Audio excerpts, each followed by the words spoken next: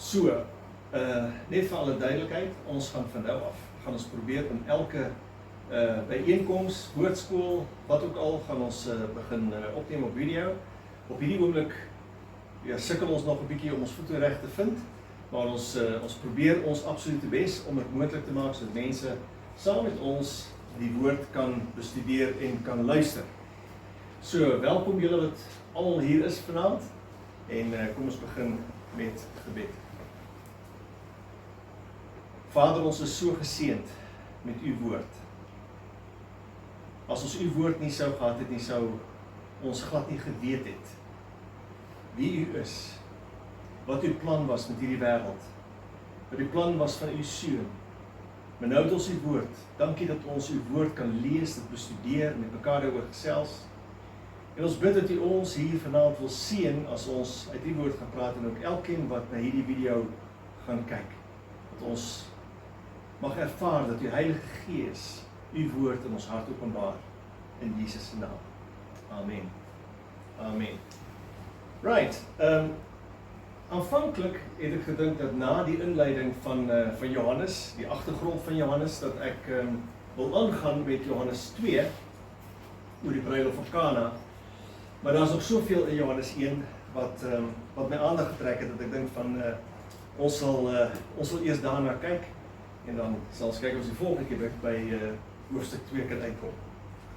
Maar ek wil begin uit Johannes hoofstuk 1 en dan vanaf vers 10 tot en met vers 14. Maar ons begin met vers 10. Waar Johannes skryf, hy was in die wêreld, en die wêreld het deur hom ontstaan, en die wêreld het hom nie geken nie. Dit is eintlik die onderwerp van vanaand. Die wêreld is deur hom ontstaan, die wêreld het hom nie geken nie. Dit is eintlik baie tragies dat die seun van God, deel van die drie-enige Godheid self, wat van die begin af by die Vader was, nog selfs voor die skepping, weet ons, hy was by die Vader in die hemel, en hy het daar die wêreld toegekom, en dan staan hier, maar die wêreld het hom nie geken nie. En daar is 'n oorsaak van dat die wêreld hom nie geken het nie, maar ons gaan op daarby kom. As hy wil werk. Kom ons kan eers met 11. Hy het na sy eiendom gekom en sy eie mense het hom nie aangeneem nie. Dis nog erger. As jy bedink dat wat God alles vir die volk gedoen het. As jy bedink wat 'n wonderwerke daar alles gebeur het. As jy bedink die profesieë wat al gegee is oor die Messias. Die volk wat in Egipte was, wat gehuil het oor verlossing.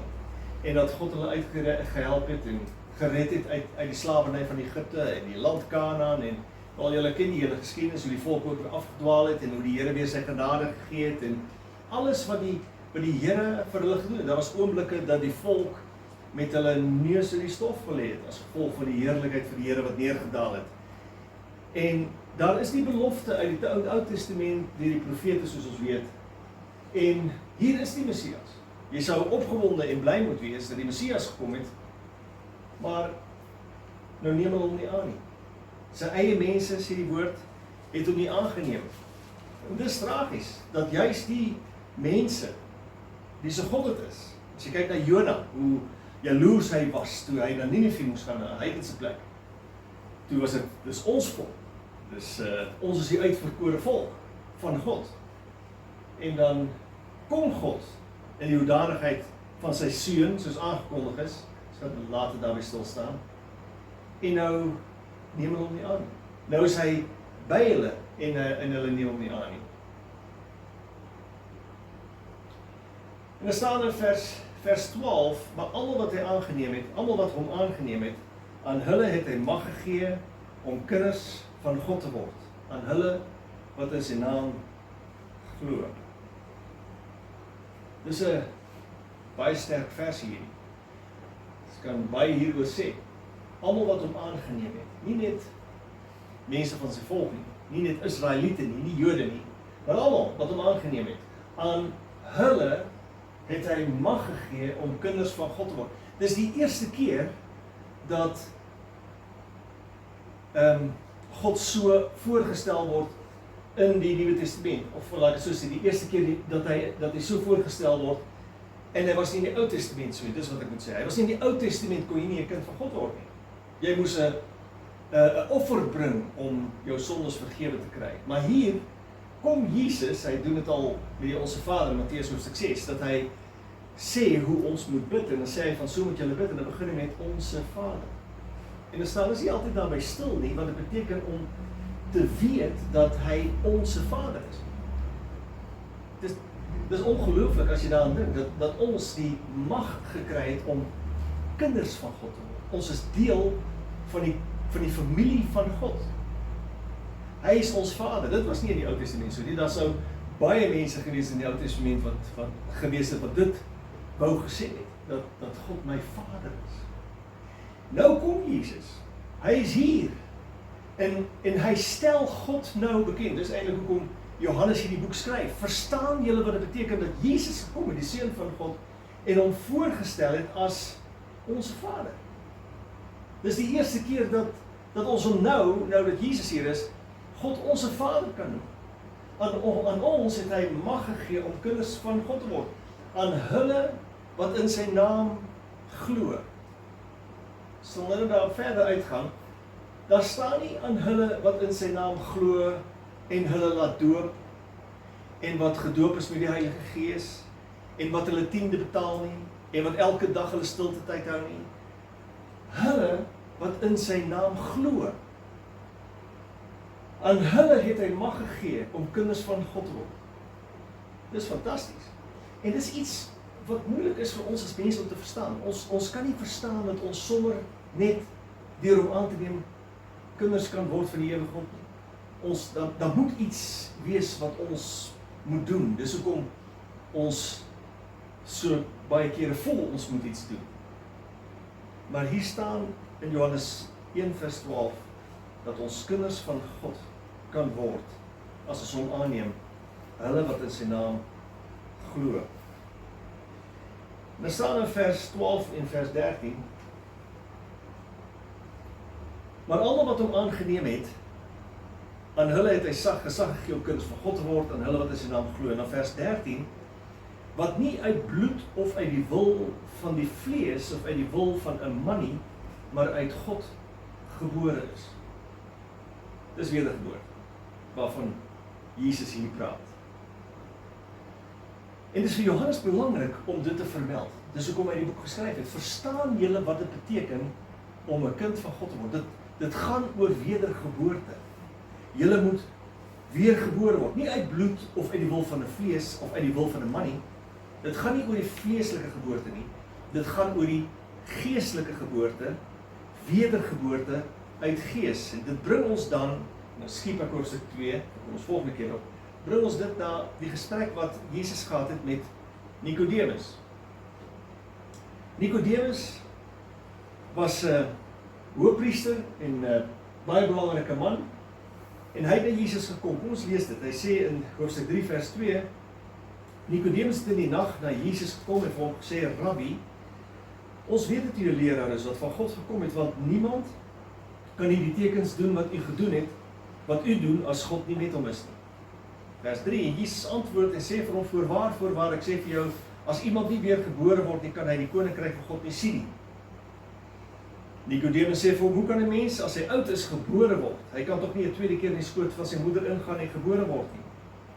Jesus antwoord, voorwaar, ek sê vir jou, as iemand nie gebore word uit water en gees nie, kan hy in die koninkryk van God nie ingaan nie. Wat uit die vlees gebore is vlees, en wat uit die gees gebore is gees. Sien jy dat Jesus die een keer sê, in vers 3, kan hy die koninkryk van God nie sien nie, en later, in vers 5, sê hy, kan hy die koninkryk van God nie ingaan nie. Vanmorgen nog gesprek met iemand gehad oor hierdie onderwerp van die koninkryk van God, wat het is. En dit is baie interessant. Jy kan die koninkryk van God nie sien nie, behalwe deur iemand wat 'n kind van God geword het. Daarin sien jy die koninkryk van God. En jy kan die koninkryk van God ingaan as jy, soos Johannes 1 vers 12 sê, 'n kind van God geword het. Dis wat hy hier vir Nikodemus sê. Soos ek sê, Nikodemus was 'n man van aansien. En as ons hierdie geskiedenis so lees, dan is Jesus alweer weg uit Jerusalem, waar hy was, en hy is nou weer terug, hy was nou by Kana, wat ook naby is, so, daar word die hele tyd, gaan hier verby, en Jesus is nou weer thuis in Kapernaum, waar hy gepreek het, voorgegaan het ook in die sinagoge.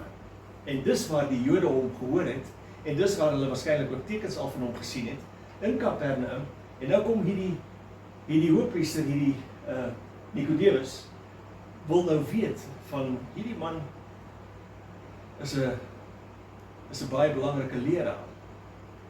Ek wil meer van hom leer, maar nou wil hy nie hê dat mense van die sinagoge hom sien. Sê nou net jy is 'n aanhanger van Jesus, of jy word 'n aanhanger van Jesus. So hy kom skelp. In die nag gaan hy na Jesus toe. En is treffend hoe hy Jesus benader. Hy noem hom Rabbi. Rabbi word net aan iemand gesê as jy 'n titel, of dis 'n titel eintlik vir die mees geëerde leermeesters. So is 'n kompliment wat Nikodemus vir Jesus gee. Mees geëerde leermeester. Kompliment.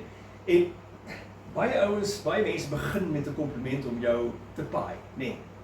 Om te weet van, kyk, ek respekteer jou en ek hou vir jou en ensovoorts, en dat jy gevlei voel en dan dink van, kyk, jy sien my as 'n belangrike persoon. Jesus gaan glad nie in op daai kompliment nie. Hy gaan glad nie in op wat Nikodemus vir hom sê nie.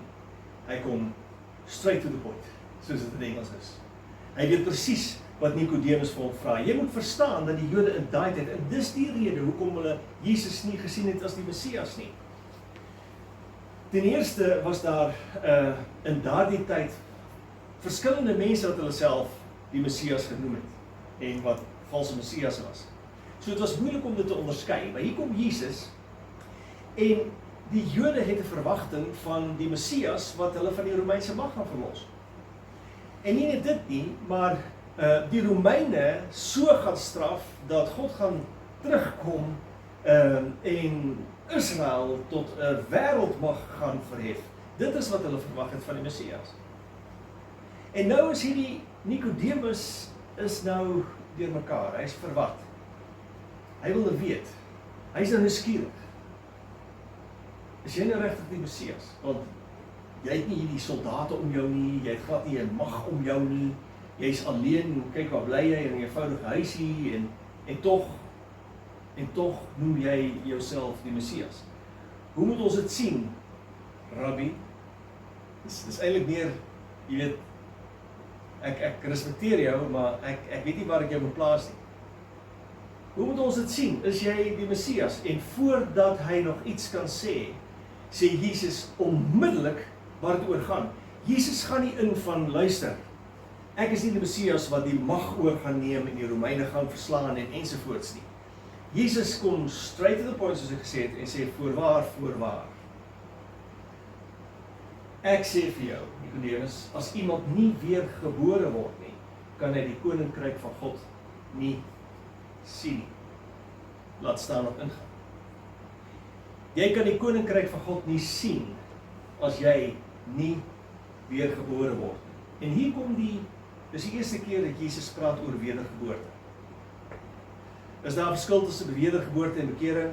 Nie regtig nie, dis die woordjie. Bekering beteken eintlik maar net omdraai. Maar wedergeboorte is kragtiger. Wat beteken van jy word 'n nuwe mens. In Christus word jy nuut, soos Paulus dit beskryf, alles het nuut geword. Al die ou het verbygegaan en alles het nuut geword. Dis wedergeboorte. Jy word weer gebore, sê hy vir Nikodemus. Nou moet jy verstaan dat Nikodemus totaal deurmekaar is, want hy het dit nie verwag nie. Hy het nie hierdie antwoord verwag nie. Hy het verwag dat Jesus nou gaan opklaar hoe dit is met hom as Messias ten opsigte van die Romeinse oormag oor Israel. En Jesus raak nie eens daarin nie. Jesus is nie besig met horisontale vlak op hierdie aarde nie. Jesus gaan oor ewige lewe. Dis wat in Genesis 3 al beloof is, dat waar Adam en Eva die ewige lewe beloof is, maar dat hulle sou sterf, sodra hulle sondig. Daar het Jesus, of daar het die Here al 'n belofte gegee in Genesis 3 vers 15, dat daar 'n verlossing sal kom. En dit is waar Jesus nou na verwys. Julle is besig met aardse goed, julle is besig met aardse koninkryke, maar my koninkryk is nie tydelik net hier op aarde nie, my koninkryk is ewig. Dit is waar Jesus mee besig is. En daarom sê hy, om daardie koninkryk te sien, moet jy weer gebore word. En nou is Nicodemus weer mekaar. Wat bedoel hy hiermee? Weergebore. Hoe kan ek nou weer in my moeder skoot ingaan en weergebore word? Dan gee Jesus hierdie versie. Hierdie versie word baie keer verkeerd geïnterpreteer. Jesus sê vir hom, voorwaar ek sê vir jou, as iemand nie weergebore word uit water en gees nie, kan hy in die koninkryk van God nie ingaan nie. En hierdie veroorsaak iets van 'n misverstand. En dis hoekom Jesus die volgende sê, wat uit vlees gebore is vlees, en wat uit gees gebore is gees.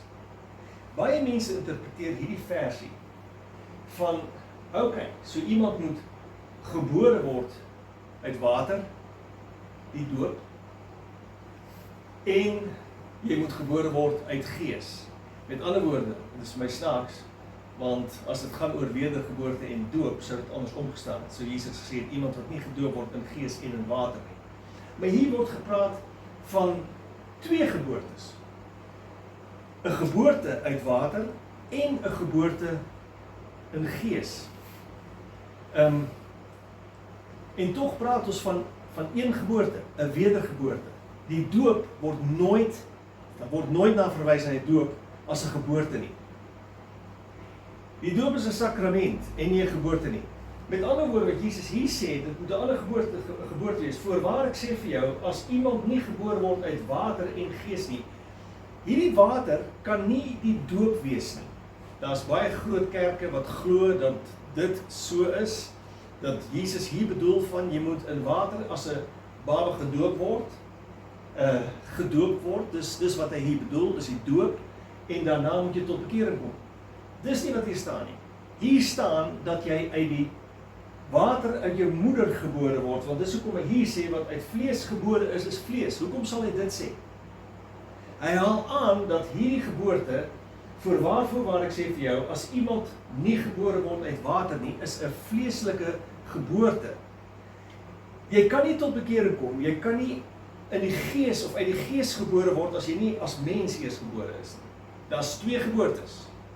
Menslike geboorte en die geboorte in die gees. Jy is gebore as kind, maar dit is ook wat Nicodemus sê. Hy sê, hoe kan ek teruggaan in die moederskoot? En dan verwys Jesus as antwoord na wat hy vra.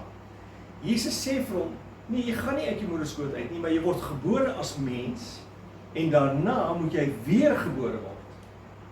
Uit die gees. Want wat uit die vlees is vlees, en wat uit die gees is gees. Dis wat Jesus hier baie duidelik stel. Ons moet ook verstaan, dat die doop hier nog nie ingestel is. Die doop van Johannes. Maar as jy Paulus later vind in Efesiërs, dan vind hy mense wat, hy vra vir hulle, is julle al gedoop in die Heilige Gees, en weet hulle glad nie eens wat die Heilige Gees is nie. En dan vra Paulus vir hulle van, met watter doop is julle gedoop? En dan sê hulle, met die doop van Johannes. Nou die doop van Johannes was nie 'n doop van bekering nie. Die doop van Johannes, hulle het al in daai tyd al gedoop. Dus nou, gaan te diep om dit alles uit te voer, maar in elk geval. Johannes het gedoop, maar nie met die doop van bekering nie. Daardie doop van bekering het eers gekom toe Jesus sê, in Matteus 28 vers 19, gaan dan heen, en maak almal tot my disippels, en doop hulle. Dis waar die doop ingestel is, die doop van Jesus Christus. So hier was die doop nog nie ingestel nie. Met ander woorde, hierdie water is 'n vleeslike geboorte, en dan sê hy, en gees, dis 'n geestelike geboorte, 'n wedergeboorte, en dan kan jy, as jy nie uit vlees en gees gebore is nie, kan jy die koninkryk van God nie ingaan nie. Nou moet jy verstaan, wat is die koninkryk van God? Ons sal er later nog op ingaan. Die koninkryk van God is nie die hemel nie.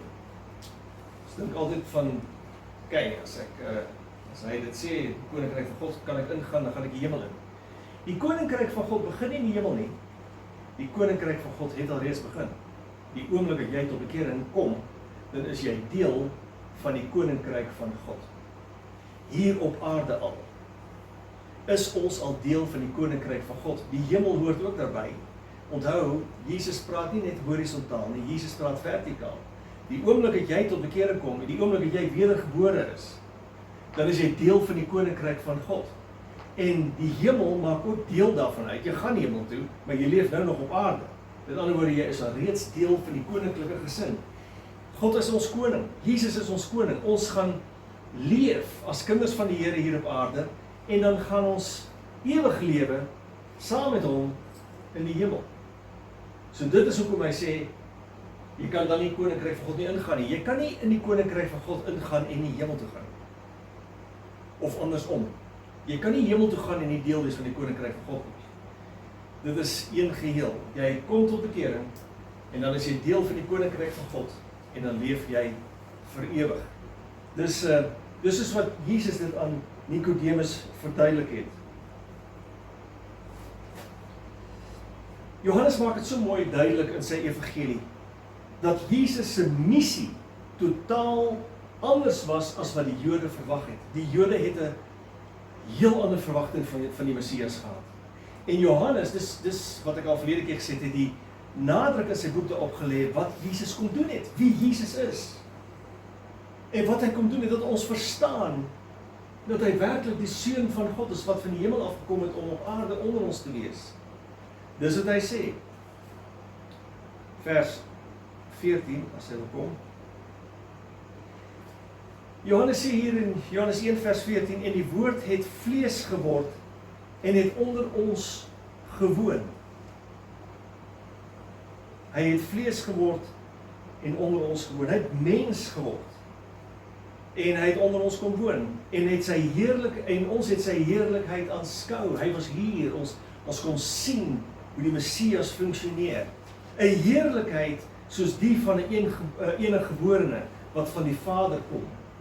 Nie iemand wat wetties is en ons oproep om die wet te gehoorsaam en ensovoorts nie, maar iemand wat die heerlikheid van die Vader kom wys het, die liefde van God kom wys het, vol van genade en waarheid. Dis wat Johannes wil weergee. Wat het Jesus kom doen? En hulle het hom nie aangeneem nie. Jesus het gekom om die mense te wys wat dit beteken om 'n kind van God te word. Van genade, 'n God van genade en 'n God van waarheid. Dit laat my dink aan 'n profesie wat ons lees met Kersfees, maar dit pas my nou ook vanaand in hierdie studie. 'n Profesie, Jesus het gekom uit die hemel uit. Hy het sy plek in die hemel verlaat en hy het op aarde gekom. Daardie profesie lees ons in Jesaja 9 vers 5. Waar Jesaja al geprofeteer het wat 'n kind is vir ons gebore. 'n Seun is aan ons gegee. En die heerskappy is op sy skouer en hy word genoem wonderbaar, raadsman, sterke God, ewige Vader en vredevors. Dis die profesie van Jesaja. En dan is dit tragies dat al die Jode het die profeet, wil ek amper sê, het toegang tot die profeet Jesaja en kon die profesie geken het. 'n Kind is vir ons gebore. Dit gaan oor die Messias. 'n Seun is aan ons gegee. En die heerskappy is op sy skouer. Jesaja 9 vers 5 het 'n werklikheid geword. Jesus het gekom na sy eie mense toe. En sy mense het hom nie geken nie. Jesaja begin hierdie sin met, want 'n kind is vir ons gebore. Daarmee beskryf hy dat 'n babatjie gebore is. 'n Kind is vir ons gebore. Hierdie kind waaroor soveel duisende engele gejubel het in Bethlehem, en jy sou verwag het dat hy ten minste op 'n normale manier gebore sou word in Jerusalem as die koning. Maar hy is nie op 'n normale manier gebore, soos ons weet. Daar was nie plek vir hulle in die herberg nie. En is Jesus gebore uiteindelik in Bethlehem in 'n vuil stal, ongesonde omgewing, glad nie skoon. glad nie gesond. Maar die nadruk van Jesaja 9 vers 5 lê nie so sterk op die omstandighede waarin hy gebore is nie, maar op watter kind dit is. Dis waaroor dit gaan. Dis waaroor Jesaja geskryf het. Dis 'n kind met 'n hoofletter K. God self, wat uit die hemel gekom het. Dit is 'n kind met die hoofletter K, nie sommer 'n kind nie, maar 'n kind wat sy plek in die hemel prysgegee het, seun van God, wat sy plek in die hemel prysgegee het om hier as 'n babietjie in die wêreld gebore te word. Nou jy moet verstaan dat God self, waar Jesus by betrokke was deur sy woord, het hy tyd ingestel. 'n dag van 24 uur en 12 maande en 7 dae 'n week en dit dis in die tyd. Dis hoekom ons of die meeste van ons wil ek sê ouer word. Daar's sommige wat nie ouer word nie, wat gestop het by 50. En gesê het ons stel nie meer nie. Ek en jy is van hulle, maar in elk geval.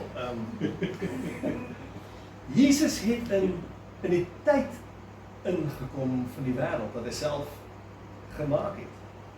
Hy het die ewigheid verlaat vir ons, vir die mens. Dis eintlik die tragiek. Hy het dit gedoen vir ons as mens. Het hy sy plek verlaat om op hierdie wêreld te kom. Maar daar's meer in hierdie sinnetjie. Hy sê nie net dat 'n kind gebore is nie.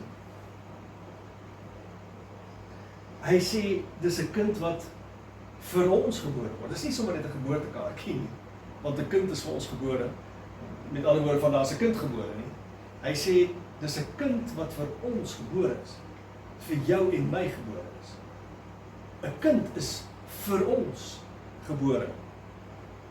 Die kind wat uit die hemel gekom het om mens te word in hierdie wêreld is vir ons gebore en het mens geword. Die volgende sinnetjie sê 'n seun is aan ons gegee. So, dit staan nie sommer net so nie. Dis nie sommer net 'n mooi sinnetjie nie.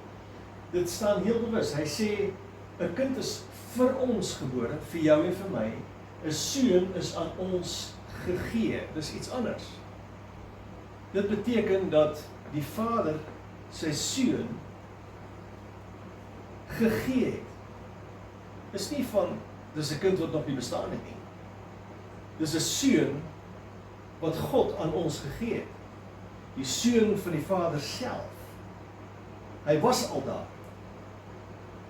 En hy is deur God die Vader aan ons gegee. So dit is nie 'n geboortekaartjie van 'n kind gebore het as 'n seun nie.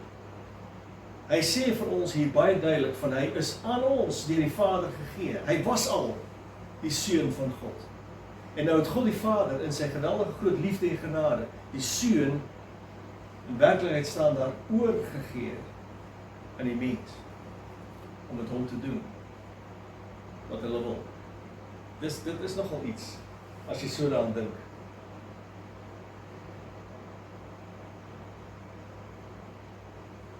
Hy het die seun vir ons gegee. Johannes 3 vers 16 ken julle almal, het hom ook. Ons ken hom uit ons kop uit. Maar ook dit staan, want so lief het God die wêreld gehad dat hy sy enige gebore seun gegee het. En as jy iets aan iemand gee, dan los jy dit. Jy verwag dit nie meer terug nie. Jy verwag ook nie dat hulle daarvoor iets moet gee nie. Iets moet betaal nie. Hy het sy seun gegee. Sodat elkeen wat in hom glo, dis vir my ook so sterk. Mense lees die verse nie altyd goed nie. Daar staan elkeen wat in hom glo. Nie net 'n groep mense nie, maar elkeen. Elkeen het hy mag gegee om 'n kind van God te word. Elkeen wat in hom glo. Sodat elkeen wat in hom glo nie verlore mag gaan nie, maar die ewige lewe ook kan hê. Die ewige lewe is ook nie, hy sê nie hemel nie, hy sê die ewige lewe. Die ewige lewe begin op die oomblik dat jy 'n kind van God word. Dat jy jou hart vir die Here gee. Dan is jy deel van die koninkryk. Dan begin die ewige lewe alreeds. Begin nie na jou dood nie. Jy leef nou al ewig. Alhoewel jy as mens moet oorstap na die ewige lewe toe. Maar jy leef vir ewig God het die seun aan die wêreld gegee. Dis 'n bevestiging van Jesus, die kind self. Die kind self, want so lief het God die wêreld is iets wat Jesus self gesê het. Hy het dit self oor homself gesê. Die kind self wat van wie Jesaja geprofeteer het. Nou Jesaja sê verder in dit nou hier blank bladsy nie. Hy sê 'n kind is vir ons gebore, 'n seun is in ons gegee en die heerskappy is op sy skouers. Hy sê hy gaan heers. Dit is een van die redes hoekom die Jode gedink het hy gaan heers. So hy gaan ons verlos van die Romeine. Hy gaan heers, hy het gekom om te heers. En die heerskappy is op sy skouer. Hy is die seun van die Allerhoogste God. Wat ons vertel van sy goddelikheid en dat hy heers, wat vir ons alles sê oor sy mag in die hemel en op die aarde, soos hy dit gesê het in Matteus 28 vers 18. Daar sê hy, nadat hy opgestaan, onthou hierdie woorde, kom, Jesus het hierdie woorde gespreek na sy opstanding. Hy het nader gekom en met hulle gespreek en gesê, aan my is gegee alle mag in die hemel en op die aarde. Jesus heers. Hy regeer. Hy hoef vir niks en vir niemand bang te wees, want hy regeer. En as ons sy kinders is, dan mag ons weet dat ons saam met hom regeer. Hy is ons God, ons Heer, en hy woon nou selfs in ons deur sy Gees. Aan my is gegee alle mag in die hemel en op die aarde. Dan gaan die versies verder. En hy sê, en hy word genoem wonderbaar raadsman. In die konteks, as jy dit sien, is daar nie 'n komma tussen wonderbaar en raadsman nie. Ons vertaling het daar 'n komma gesit.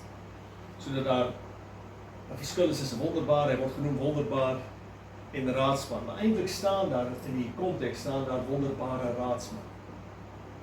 Hy word genoem wonderbare raadsman.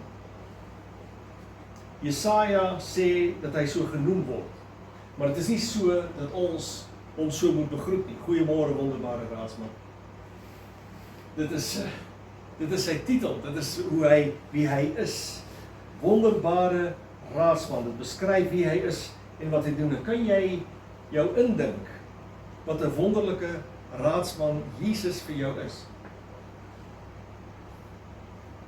As jy vandag met jou probleem na hom toe gaan, dan weet hy alreeds wat jou probleem is.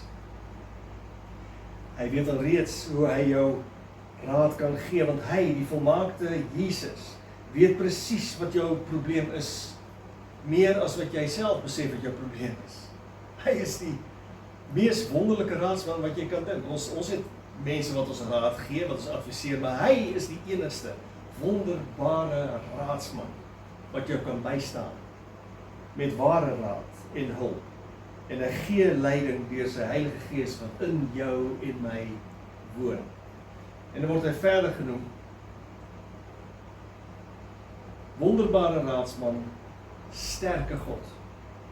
Hy word genoem sterke God. Aan my is gegee alle mag in die hemel en op aarde, sê hy in Matteus 28 vers 18. En dis hoekom ons mag weet dat hy die sterke God is. Niks en niemand is sterker as wat hy is. Niemand kan teen hom op nie. Dis hoekom die demone al gemanifesteer het op die oomblik dat hy nog op aarde was en waar hy kom en mense die demone in hulle uitskree, wat het ons met u te doen? Het u al gekom om ons voor ons tyd te pynig? Hulle vrees hom, hulle ken hom, sê die woord in hulle sinne. Maar hulle ken hom. En Jesus is magtiger, sterker dan watter mag ook al hier op aarde. By hom is niks onmoontlik nie. Die vyand kon Jesus nie verhinder nie, alhoewel hy dit probeer het. Hy het van die begin af, by Adam en Eva, het hy probeer om die saadlyn te te verhinder om aan te gaan, selfs met moeders wat nie swanger kon raak nie, en kindergeboortes of nie kindergeboortes, maar kindermoorde wat uitgevoer is, om te verhinder, selfs na die geboorte van Jesus nog, dat Herodes nog uitgevoer het, dat kindertjies vermoor moes word. Tot die laaste toe, het die vyand probeer om te verhoed dat Jesus gebore sou word, en om te verhoed dat Jesus gekruisig sou word. Hy moes nie oorwin nie. Maar hy kon Jesus nie stop nie. Niks kon Jesus stop en verhinder om die prys van ons te betaal nie. En niks kon Jesus verhinder om uit die graf uit op te staan na die oorwinning wat hy behaal het nie. Jesus is hier en hy regeer. Dan kom ons by die volgende enetjie, dit is ewige Vader. Nou moet ek iets verduidelik, want nou gaan jy deur mekaar raak, is Jesus ook ons Vader, want ons sê God is ons Vader, en is Jesus nou ons Vader. Maar dit is ons moeilik om woorde in Hebreëus in ander tale te vertaal, en hierdie kom uit Hebreëus uit. Ons vertaling sê Vader, maar dit kan ook vertaal word met die begin van iets, die oorsprong van iets. Soos byvoorbeeld, ek het dit neergeskryf nie, maar ek kan neerskryf, in Genesis 4 vers 20 tot 21, lees ons oor iemand met die naam van Jabal. Genesis 4 vers 20 tot 21. Daar word gepraat oor Jabal, en dan word hy genoem die vader van die tentbewoners en veeboere. Wat beteken dat hy met die tentbewoners en veeboere begin het. Hy was die oorsprong, hy was die eerste een wat begin het met tentbewoners en veeboere. Dan het ons Jubal, wat vader geword het van sieters en fluite. Hy begin met sieters en fluite. Daar was die oorsprong van sieters en fluite. Dit wil sê dat hierdie manne aan die begin gestaan het van iets groots in die toekoms. Nou Jesus is die begin en daarmee die vader van die ewige lewe vir die mens. Jesus is die eerste een wat opgestaan het uit die dood. En hy, deur sy dood aan die kruis, is die wêreld vir ewig van die dood vrygemaak. Hy is die begin van die lewe. Dis Jesus. En dis hoekom hy die ewige Vader genoem word. Hierdie kindjie wat gebore is, het gesorg dat ons vir ewig mag lewe. En hy word genoem ewige Vader. En dan die laaste een is, dat ons lees Vredevors. Ons lees in Lukas hoofstuk 2 van 'n groot leerskare wat gesing het vrede op aarde, geëer aan God in die hoogste hemele en vrede op aarde en die mense 'n welbehaag. Nou, vrede op aarde, sover ons kan sien, selfs vandag nog baie erger as ooit, hoe vrede op aarde lyk. Vrede op aarde, daar was ooit 'n artikel in die New York Times koerant en het hulle 'n ondersoek gedoen na hoe lank daar vrede op aarde was gedurende die afgelope 3400 jaar. Hoe lank was daar vrede op aarde gedurende 3400 jaar? Daaruit blyk dat slegs 268 jaar van daardie hele periode dat daar geen oorlog was. Dit sê iets oor vrede op aarde. Dit sê vir ons dat daar nog nie vrede op aarde is nie. Maar dat sy ewige en sy totale vrede eers na sy wederkoms sal kom. Maar 'n betere verduideliking vir hierdie gedeelte is dat dit gaan oor vrede met mense wat guns by die Here gevind het.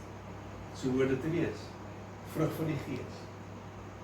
Dat daar vrede is, dat daar liefde, dat daar harmonie is tussen kinders van die Here. Jesus leer ons selfs ons vyande lief te hê, sodat daar vrede kan wees. En selfs dit kry ons nie reg nie.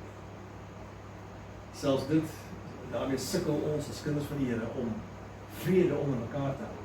Maar dis die vrede wat Jesus bedoel, laat daar vrede wees, laat daar liefde wees. Eenheid tussen die kinders van die Here. Dis wat Jesus nog voorbid, voordat hy gevangen geneem word. Bid hy van Vader, maak hulle een, soos ons een is, sodat die wêreld kan weet dat U my gestuur het. En dis die boodskap van vanaand, wat Johannes wil uitdra. Dis hoekom dit vir Johannes so belangrik is. Hy vat hierdie profesie, waarin hy sê van, dat die Seun deur die Vader gegee is. Dis hoekom hy dit so benadruk het.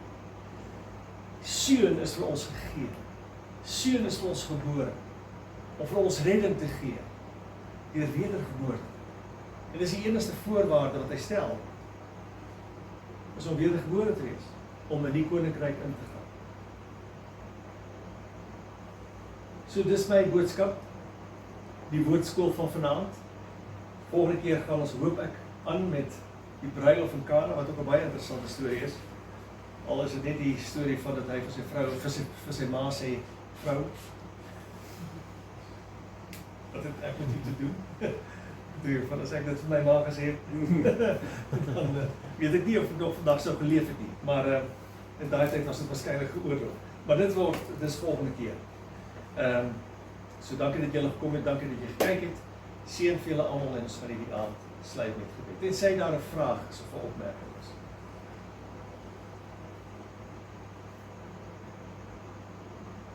Niemand nie? Oh, baie goed. Kom ons sluit. Vader, hoe kan ons vir U dankie sê dat U Seun vir ons gegee het? Sodat ons vanaand hier kan sit, na hierdie video ook kan kyk, en besef, dat as U Seun nie gekom het, dan was ons almal verlore. Ons sou U nie geken het. Ons sou U nie ons Vader kon genoem het. Maar deur die koms van U Seun, het ons nou die mag gekry, om kinders van U genoem te word. Ons, wat in U Seun geglo, en hom aangeneem. En dankie Here, dat nie net 'n kwessie is van, dat ons U aanneem, en nou weet ons is in die koninkryk, deel van die koninkryk, maar dankie dat ons lewe totaal verander is, deur dat ons U kind geword het. Seën hierdie boodskap. Maak ons bewus van die geweldige geskenk wat U gegee het, hoe U Seun gegee het, vir ons, om U kinders te kan word, en deel te wees van U koninkryk. Ons prys U naam. Amen.